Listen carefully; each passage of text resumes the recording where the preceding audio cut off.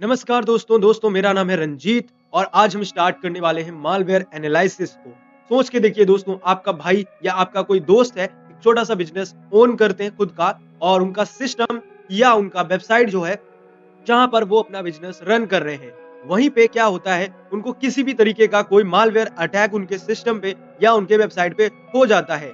वहां पे उनका सारा जो डेटा है वो कस्टमर का, हम बोल सकते हैं, इनक्रिप्ट हो जाता है, पूरा लॉक हो जाता है। और वहीं पे क्या है, हैकर्स क्या करते हैं, आपसे पैसे मांगते हैं कि इस सिस्टम को अगर आपको नॉर्मल करना है तो आप पैसे दीजिए।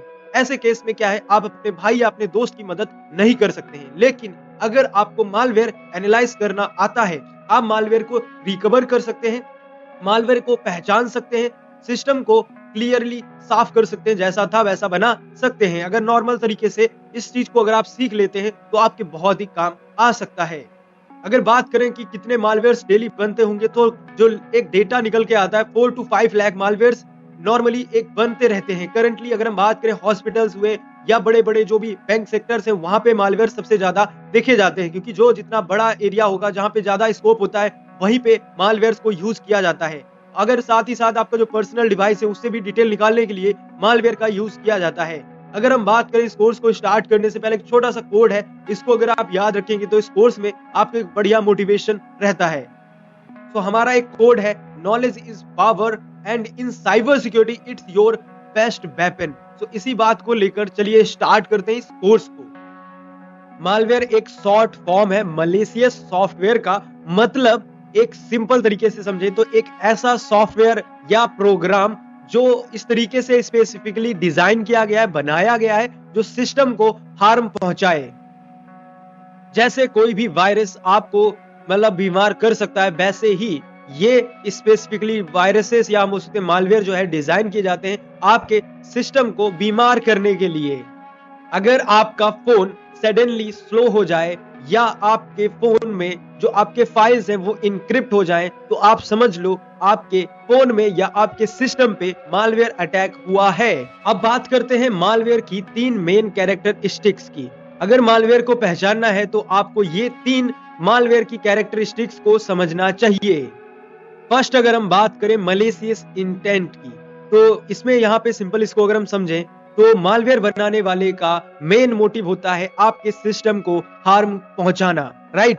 सो ये आपके सिस्टम को हम बोल सकते हैं जो है उसका डेटा नॉर्मली वो चुरा सकता है, सिस्टम को हम उसके डैमेज कर सकता है, आपके सिस्टम को कंट्रोल कर सकता है। और इसका अगर एग्जांपल लें तो एक छोटा सा, तो उससे हमें आइडिया रहेगा। तो जो आपके बैंकिंग डिटेल है उसके लिए एक बैंकिंग मालवेयर हम बोल सकते हैं बना के आपके क्रेडिट जो है क्रेडिट कार्ड, डेबिट कार्ड, उनकी डिटेल्स चुरा लेना, तो ये भी एक मालवेयर कर सकता है।